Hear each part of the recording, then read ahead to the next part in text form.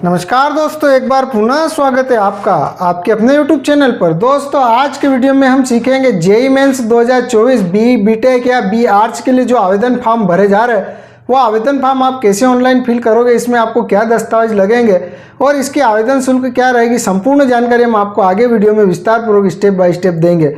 तो दोस्तों वीडियो शुरू करने से पहले यदि आप हमारे चैनल पर नए हैं तो हमारे चैनल को सब्सक्राइब करें, बेल आइकन को जरूर दबाएं जिससे हमारे आने वाले वीडियो के नोटिफिकेशन आपको समय समय पर मिलते रहे। चलिए दोस्तों वीडियो शुरू करते हैं। तो दोस्तों जेईई मेंस के जो आवेदन फॉर्म भरे जा रहे 7/2024 के, वो आवेदन फॉर्म फिल करने के लिए सबसे पहले हमें nta.ac.in ये वाले पोर्टल पर आना है। ये वाले पोर्टल की लिंक हम वीडियो के डिस्क्रिप्शन में दे देंगे, जहां से आप डायरेक्ट ये वाले पोर्टल पर आकर आप अपना जेईई मेंस में बीटेक या बी आर्ट्स या बी फार्मा के लिए जो आप आवेदन बी प्लानिंग के लिए आवेदन करना चाहते हैं वो आवेदन आप इस वाले पोर्टल से कर सकते हैं। ये वाले पोर्टल पर आने के बाद में कुछ इस तरीके से हमें डैशबोर्ड दिखेगा। सबसे पहले इंजीनियरिंग एग्जाम में यदि आपका टिक मेडिकल एग्जाम, मैनेजमेंट एग्जाम या इस पर किसी पे लगा है तो आपको सिंपल से इंजीनियरिंग एग्जाम वाले ऑप्शन पर क्लिक करना है और यहाँ पर आपको इंजीनियरिंग एग्जाम खुलकर सामने आएगा। तो यहाँ पर आपको बीटेक के लिए जो क्वालिफिकेशन है वो यहाँ पर दी गई है, बी आर्ट्स के लिए दी गई है, बी प्लानिंग के लिए जो भी क्वालिफिकेशन है वो दी गई है और ये सारी पॉलिसी यहाँ पर आपको दी गई है और कितने प्रतिशत यहाँ पर अंक होना चाहिए वो सारी जानकारी यहाँ पर दी गई है। तो ये आप पढ़ ले अच्छे से। उसके बाद में स्क्रॉल करके नीचे आना है, जेईई वेबसाइट एंड रजिस्ट्रेशन वाले ऑप्शन पर आपको सिंपल से क्लिक करना है। जैसे आप इस पर क्लिक करोगे तो कुछ इस तरीके से एक नई टैब खुलकर आएगी, संयुक्त प्रवेश परीक्षा मुख्य joint entrance examination mains JEE mains. तो यहाँ पर आपको कुछ इस तरीके से डैशबोर्ड दिखेगा। तो यहाँ पर हिंदी पब्लिक नोटिस पर आपको सबसे पहले क्लिक करना है। तो कुछ इस तरीके से एक पीडीएफ में आपको नोटिस बोर्ड खुलकर सामने आएगा। तो आप ये नोटिस बोर्ड आप अच्छे से पढ़ लें। ये नोटिस बोर्ड आपको अच्छे से पढ़ना है। संयुक्त प्रवेश परीक्षा मुख्य 2024 के लिए ऑनलाइन आवेदन पत्र आमंत्रित करने के संबंध में ये कुछ जानकारी है, आप पढ़ ले। तो दोस्तों इसके जो आवेदन फॉर्म है 1 नवंबर से चालू हो गए और 30 नवंबर रात 9 बजे तक आप इसमें आवेदन कर सकते हैं। यहाँ पर इसको परीक्षा घोषणा तिथि और परीक्षा तिथि भी यहाँ पर दी गई है, सारी जानकारी दी गई है। तो ये आप पढ़ ले अच्छे से, जो भी जानकारी है। यहाँ पर आपको जो इसका सिलेबस है वो सिलेबस भी यहाँ पर दिया गया है, क्या क्या पूछा जाएगा, क्या रहेगा वो भी दिया गया है। उसके बाद में दोस्तों हमें फिर से ये वाले पेज पर आना है। अब हमें आवेदन करना, तो यहाँ पर हमें आवेदन की लिंक नहीं दिख रही। तो यहाँ पर लेटेस्ट न्यूज़ में दोस्तों JEE mains 2024 registration open click here का जो ऑप्शन दिख रहा है इस पर क्लिक करना है। जैसे इस पर क्लिक करेंगे तो यहाँ पर हमें आवेदन करने वाले पोर्टल पर हम आ जाएंगे। उसके बाद में दोस्तों न्यू कैंडिडेट रजिस्टर्ड हियर पर आपको सिंपल से क्लिक करना है। जैसे इस पर आप क्लिक करोगे तो कुछ इस तरीके से आपको पुनः डैशबोर्ड दिखेगा। यहाँ से आप इन्फॉर्मेशन बुलेटिन भी डाउनलोड कर सकते हैं। यहाँ पर आपको इसकी एग्ज़ाम फीस के बारे में भी जानकारी दी गई है, क्या फीस रहेगी। उसके बाद में स्क्रॉल कर नीचे आना है और घोषणा पत्र पर क्लिक करना है और क्लिक हियर टू प्रोसीड पर हमें सिंपल से क्लिक करना है। जैसे हम इस पर क्लिक करेंगे तो कुछ इस तरीके से हमें पुनः डैशबोर्ड दिखेगा। दोस्तों पिछली बार जो आपने आवेदन फॉर्म फिल किया था उसमें डायरेक्ट आपका रजिस्ट्रेशन फॉर्म खुलता था, लेकिन इसमें अब जो है कुछ चेंजेस किया गया है। तो आपको क्या है, यहाँ पर आपको पढ़ लेना है। मेरे पास डिजिटल लॉकर खाता है, यानी कि आपके पास डिजिटल लॉकर है तो आप फर्स्ट वाले ऑप्शन पर क्लिक कर अपना आवेदन फिल कर सकते हैं। उसके बाद मेरे पास डिजिटल लॉकर खाता नहीं है, मैं अपना डिजिटल खाता बनाना चाहती हूँ। यदि आप डिजिटल लॉकर खाता बनाकर आवेदन करना चाहते तो सेकंड वाले को क्लिक करें। मेरे पास academic bank of credit ID ABC ID है, यदि ये है तो इस पर आप क्लिक करें। उसके बाद में ये आप पढ़ लें, जो भी आप पर लागू है वो आपके पास जो भी है वो यहाँ पर आप सिलेक्ट करें। या फिर आपके पास जो है आधार कार्ड है, आप आधार कार्ड से अपना आवेदन करना चाहते हैं तो ये जो लास्ट से सेकंड वाला जो है, मेरे पास आधार इनरोलमेंट नंबर आधार नंबर है और मैं अपने आधार इनरोलमेंट नंबर आधार नंबर का उपयोग करके अपना लॉगिन बनाना चाहती है। इस पर आपको क्लिक करना है। उसके बाद में जो भी आपका आधार नंबर है वो आधार नंबर देना है और सिंपल से क्लिक हियर टू प्रोसीड पर क्लिक करना है। जैसे आप क्लिक हियर टू प्रोसीड पर क्लिक करोगे उसके बाद में यहाँ पर फिर से कुछ इस तरीके से डैशबोर्ड दिखेगा। मैं अपना आधार साझा करके परीक्षा केंद्र में अपनी पहचान प्रमाणित करना चाहती हूँ, तो ये पढ़ ले। तो आप यहाँ पर सबसे पहले वाले ऑप्शन को क्लिक करें ताकि आप परीक्षा केंद्र में अपना आईडी कार्ड आधार कार्ड ले जाओगे तो भी आपका वहाँ पर मान्य हो जाएगा। या फिर मेरे पास आधार है लेकिन मैं परीक्षा केंद्र में आधार के माध्यम से अपनी पहचान प्रमाणित नहीं करना चाहती, मैं वैध सरकारी पहचान पत्रिका जिसमें फ़ोटो होती है जैसे PAN card, passport, ration card, driving licence, मतदाता, इससे यदि आपको अपना परिचय पत्र लगाना है तो ये वाले को सिलेक्ट करें। या फिर मेरे पास आधार नहीं है, मैं परीक्षा केंद्र में अपनी पहचान प्रमाणित करना चाहती हूँ जिसमें फ़ोटो वैध सरकारी पासपोर्ट, पैन कार्ड, ये तो हमें सिंपल से फर्स्ट वाले ऑप्शन को क्लिक करना है। उसके बाद में जो भी आधार नंबर है वो पुनः आधार नंबर देना है और सिंपल से क्लिक हेयर टू प्रोसीड पर क्लिक करना है। जैसे हम क्लिक हेयर टू प्रोसीड पर क्लिक करेंगे तो दोस्तों यहाँ पर कुछ इस तरीके से पुनः डैशबोर्ड खुलकर सामने आएगा। यहाँ पर आपने जो आधार नंबर, एनरोलमेंट नंबर दिया था वो दिखेगा, फिर से जो आधार नंबर दिया था पहचान के लिए वो यहाँ पर आपको दिखेगा। उसके बाद में व्यक्तिगत विवरण फिल करना है, तो जिसमें अभ्यर्थी का नाम, जो भी आपकी कक्षा 10वीं की मार्कशीट के अनुसार नाम है वो नाम, पिता का नाम, माता का नाम। उसके बाद में स्क्रॉल करके नीचे आना है। उसके बाद में अभ्यर्थी की जन्म तिथि जो भी कक्षा 10वीं की मार्कशीट में वो जन्म तारीख दे, जेंडर का चयन करें, मेल फीमेल जो भी है। उसके बाद में पहचान के प्रकार में आप ये सिलेक्ट कर ले और इसमें से कोई नहीं है तो आपको एनी अदर गवर्नमेंट आईडी को सिलेक्ट करना है। जो आधार नंबर आपने दिया था वो यहाँ पर आपको फिर से देना है। उसके बाद में आपका जो भी प्रेजेंट एड्रेस यानी कि वर्तमान पता है वो पता देना है। उसके बाद में मोबाइल नंबर देना है, ईमेल आईडी देना है। साथ ही दोस्तों मोबाइल नंबर और ईमेल आईडी आपकी एक्टिव चालू वाली दे, ताकि आगे जो फॉर्म फिल करोगे उसमें जो भी OTP आएगी या आपका जो रजिस्ट्रेशन नंबर आएगा आपका ईमेल और मोबाइल पर ही प्राप्त होगा। इसलिए आपका जो भी ईमेल आईडी और मोबाइल है वो चालू वाला दे। उसके बाद में स्थायी पता और वर्तमान पता है सेम वाइस पर, प्रेजेंट एड्रेस पर आपको क्लिक करना है तो आपका पता यहाँ फिल हो जाएगा।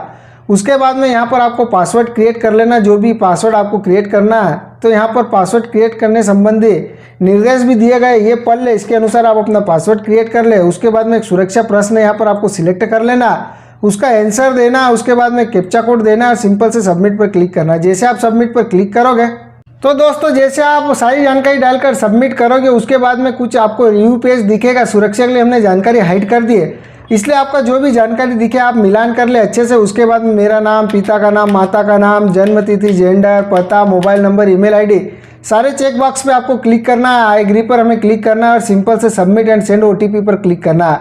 जैसे आप सबमिट एंड सेंड OTP पर क्लिक करोगे तो दोस्तों आपने जो रजिस्टर्ड ईमेल आईडी दी है उस पर एक OTP आएगी। आपकी ईमेल आईडी पहले वेरीफाई होगी, उसके बाद में आपका मोबाइल नंबर वेरीफाई होगा। इसलिए आपके जो भी ईमेल, रजिस्टर्ड ईमेल आईडी, आपने जो भी ईमेल आईडी दी उस पर जो भी OTP आए वो OTP देना और सिंपल से वेरीफाई पर हमें क्लिक करना है।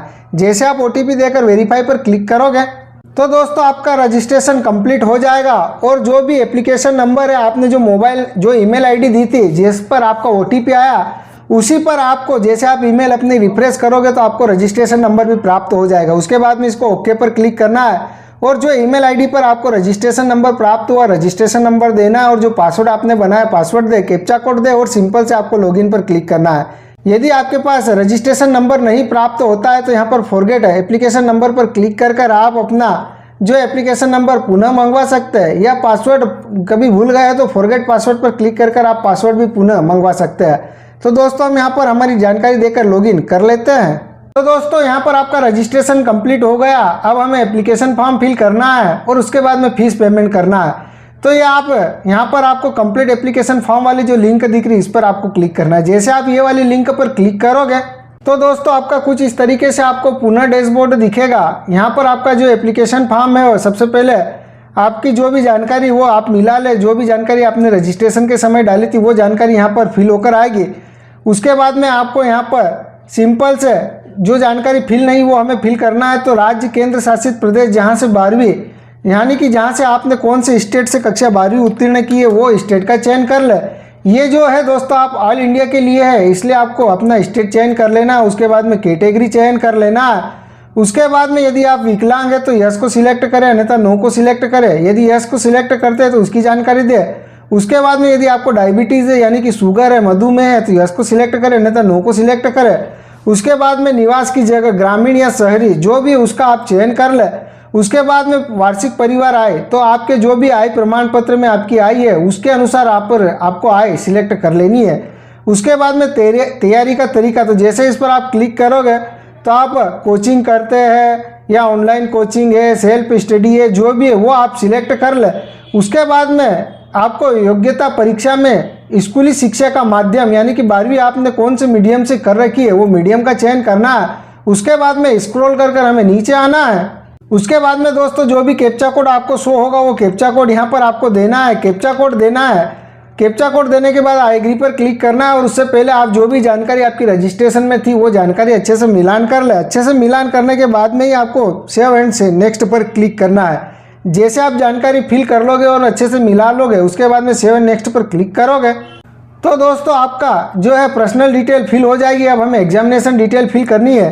तो प्रश्न पत्र का मीडियम आप हिंदी मीडियम में देना चाहते हैं, इंग्लिश मीडियम या उर्दू में, जिसमें भी आपको देना है वो मीडियम का चयन कर ले। उसके बाद में आप किसके लिए आवेदन करना चाहते हैं, बी प्लानिंग, बी आर्ट्स या बी बीटेक, जिसके लिए भी आपको आवेदन करना है वो वाले ऑप्शन को आपको सिलेक्ट करना है। उसके बाद में परीक्षा के सत्र के लिए आवेदन करें तो आप सेशन फर्स्ट और सेकंड सेशन के लिए भी आवेदन दोनों के लिए करना चाहते हैं या फर्स्ट। तो दोस्तों आप यदि दोनों में करोगे तो इसकी जो फीस है वो फीस आपकी बढ़ जाएगी, और एक में करोगे तो एक के अनुसार जो भी रूल बुक में शुल्क है और दोनों के लिए जो रूल बुक में शुल्क है वो रहेगी। तो आपके ऊपर है, आपको जो भी उचित लगे वो सिलेक्ट करें। ये हम आपको डेमो दिखा रहे इसलिए आप अपने अनुसार फिल करें। उसके बाद में पिता अभिभावक का व्यवसाय क्या करते हैं तो ये पढ़ ले। यदि इनमें से नहीं है तो अदर को सिलेक्ट करना है, और यदि इनमें से कोई आपके पिता काम करते वो सिलेक्ट कर ले। उसके बाद में पिता अभिभावक की योग्यता क्या है वो यहाँ पर सिलेक्ट करना है, और नहीं है तो नॉट एप्लीकेबल पर आपको सिलेक्ट कर लेनी है। तो जो भी है वो सिलेक्ट कर ले। उसके बाद में माता का भी इस तरीके से आपको सिलेक्ट कर लेना है। और परीक्षा राज्य का पहला विकल्प, तो यहाँ पर सबसे पहले आपको 4 स्टेट का चयन करना है। तो जिस स्टेट के आप निवासी वही स्टेट खुलकर आएगी, इसके अनुसार आपको पहले स्टेट का चयन कर लेना। उसके बाद में जो भी परीक्षा केंद्र खुलकर आए वो परीक्षा केंद्र आप यहाँ पर चयन कर ले।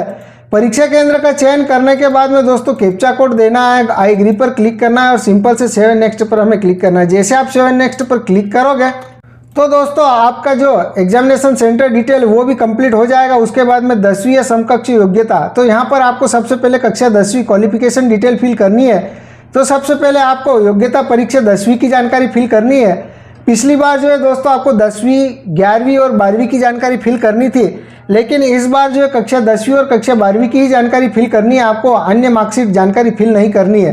तो यहाँ पर आपको कक्षा 10वीं की जानकारी फिल करना है, पास्ड को सिलेक्ट करना है, कब आपने पास करी वो पासिंग ईयर यहाँ पर आपको सिलेक्ट कर लेना है। उसके बाद में स्थान रूरल या अर्बन, यानी कि जो स्कूल है वो आपकी रूरल में थी या अर्बन ग्रामीण या शहरी में, वो चयन कर ले। उसके बाद में स्कूल का प्रकार यहाँ पर आपको सिलेक्ट कर लेना है, गवर्नमेंट है, प्राइवेट है, जो भी वो चयन कर ले। उसके बाद में परीक्षा का राज्य, यानी कि आपने कक्षा 10वीं कौन से स्टेट से की वो देना है। उसके बाद में जिले का चयन करना है, बोर्ड का चयन करना है, जिस भी बोर्ड से आपने कक्षा 10वीं दी है। उसके बाद में कक्षा 10वीं मार्कशीट प्रमाण पत्र अनुसार विद्यालय कॉलेज का नाम, यहाँ पर आपको सबसे पहले आपकी स्कूल का नाम देना है, स्कूल कॉलेज का पता देना है। उसके बाद में स्कूल कॉलेज का पिन कोड देना है, यानी कि आपने जिस भी स्टेट, जिस भी राज्य से और जिस भी शहर से आपने कक्षा 10वीं उत्तीर्ण की है स्कूल का नाम और वहाँ का जो पिन नंबर है वो पिन नंबर देना है।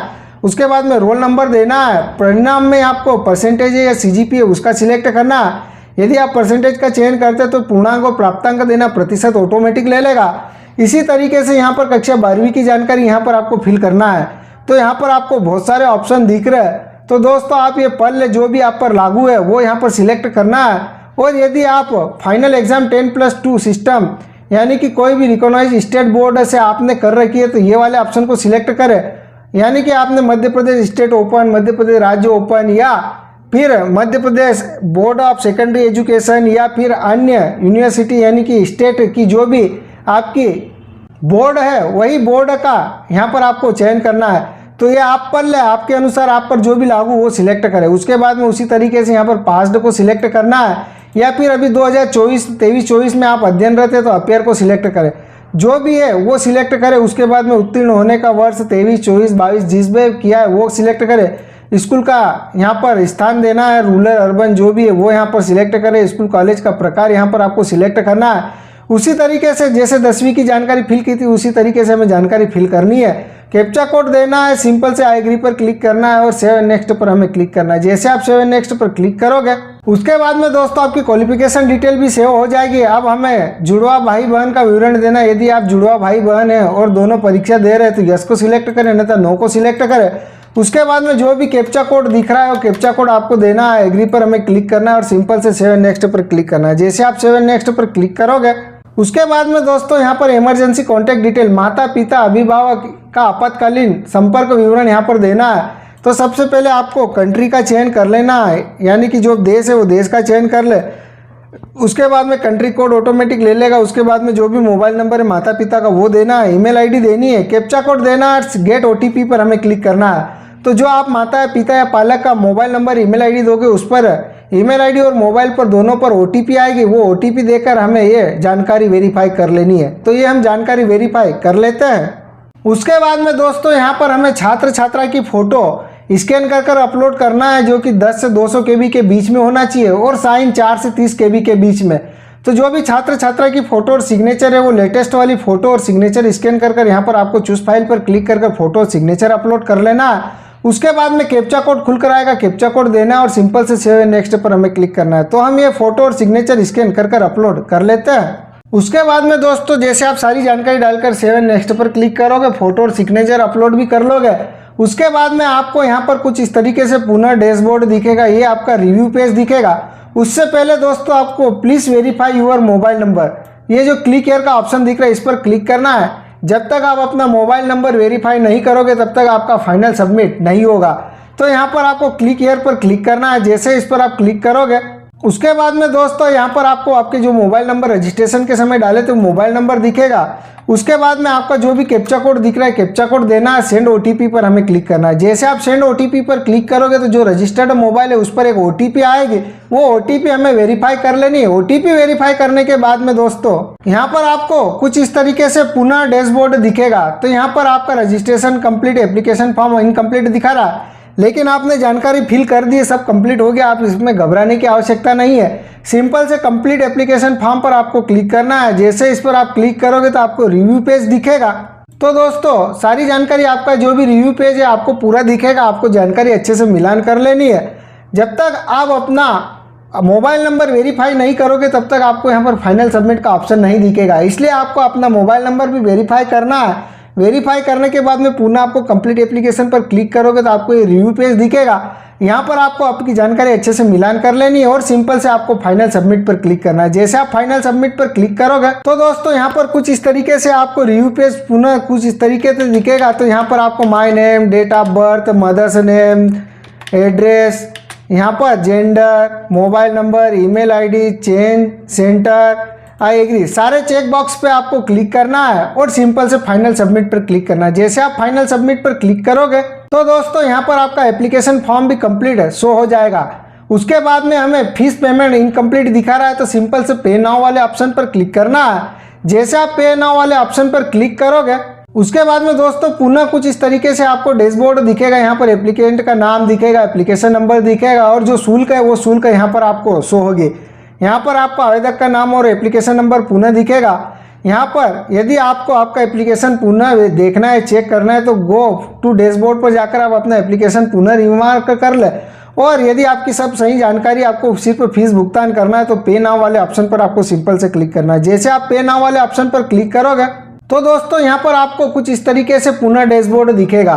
तो यहाँ पर आप ICICI या HDFC, SBI या कैनेरा जिस भी बैंक से इसका पेमेंट भुगतान करना है उस वाले ऑप्शन को आपको सिलेक्ट करना है और उसी बैंक का net banking, debit card, credit card जिससे भी इसका पेमेंट भुगतान करना है आप पेमेंट भुगतान कर ले। पेमेंट भुगतान करने के बाद में आपको कंफर्मेशन डाउनलोड पेज का ऑप्शन दिखेगा।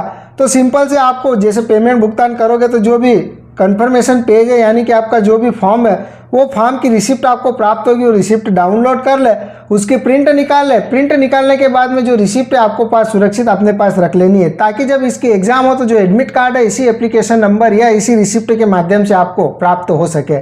तो दोस्तों इस तरीके से सत्र 2024 में जो भी BTech के लिए JEE मेंस 2024 के आवेदन फॉर्म भरे जा रहे हो, आवेदन फॉर्म आपको इस तरीके से फिल करना है। आवेदन फिल करने के बाद में पेमेंट भुगतान करने के बाद में जो रिसिप्ट आपको प्राप्त होगी वो सुरक्षित संभाल कर अपने पास रख लेनी है। तो दोस्तों हमारा वीडियो आपको कैसा लगा हमें कमेंट्स करके जरूर बताना है। किसी भी प्रकार की दिक्कत हो तो हमें कमेंट्स करना, हम आपकी सहायता करने की पूरी कोशिश करेंगे। और यदि आप हमारे चैनल पर नए हैं तो हमारे चैनल को अधिक से अधिक सब्सक्राइब करना, शेयर करना, लाइक करना और हमें सपोर्ट करना। तो दोस्तों इस वीडियो में इतना ही, मिलते हैं अगले वीडियो में कुछ नए के साथ। तब तक के लिए जय हिंद, वंदे मातरम।